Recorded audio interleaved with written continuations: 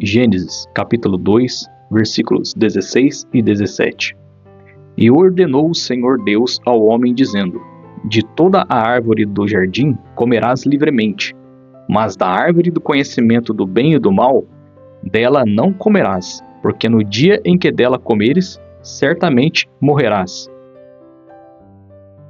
Gênesis, capítulo 3, versículo 1 ao 4. Ora, a serpente era a mais astuta que todos os animais do campo que o Senhor Deus tinha feito.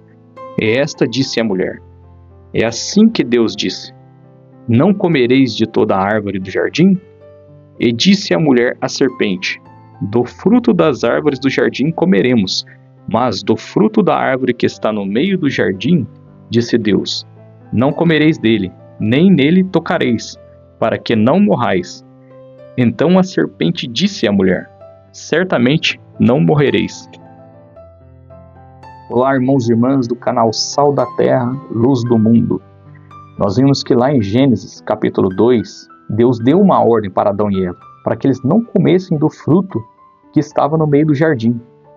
E logo abaixo, no capítulo 3, a serpente, que era o mais astuto dos animais do campo, vem com outra história e engana Eva. E, consequentemente, Adão acaba comendo também o fruto que Deus havia proibido.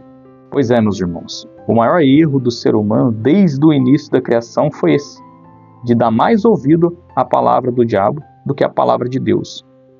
E todos os dias as pessoas são seduzidas pelos seus enganos, pois seu maior trunfo é fazer com que elas pensem que é possível levar uma vida inteira de pecado, sem temor a Deus e no final ainda serem salvas. Mas eu tenho uma péssima notícia para te dar no dia de hoje. Você que leva uma vida aí a Deus dará, acreditando que no final, lá no finalzinho da sua vida, quando estiver bem velhinho, eu me arrependo e me converto ao Senhor. Eu tenho uma péssima notícia.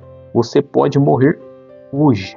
E Deus diz claramente em sua palavra que o salário do pecado é a morte.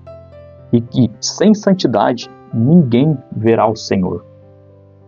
Você já parou para pensar, irmãos, que você pode morrer agora, nesse momento, uma morte fulminante, né? Porque nós imaginamos que chegar no final da vida, ficar bem velhinho, doente, a gente vai ficar doente lá na cama, esperando a morte chegar, e aí dá tempo de se arrepender. Mas se você parou para pensar que você pode morrer agora, nesse momento, de acidente ou sei lá do que, e aí, como é que você vai chegar diante de Deus? O que você tem para o Senhor? O que você tem feito pelo Senhor?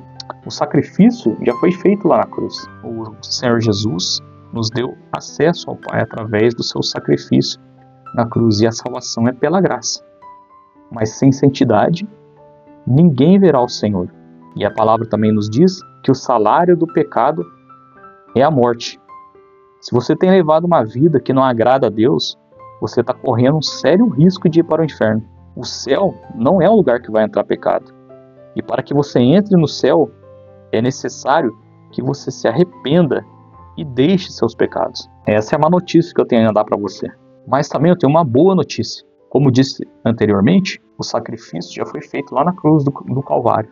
E lá em Lamentações de Jeremias, no seu capítulo 3, ali pelo versículo 22 a 25, nos diz que as misericórdias do Senhor se renovam a cada dia. E ela é a causa de nós não sermos consumidos.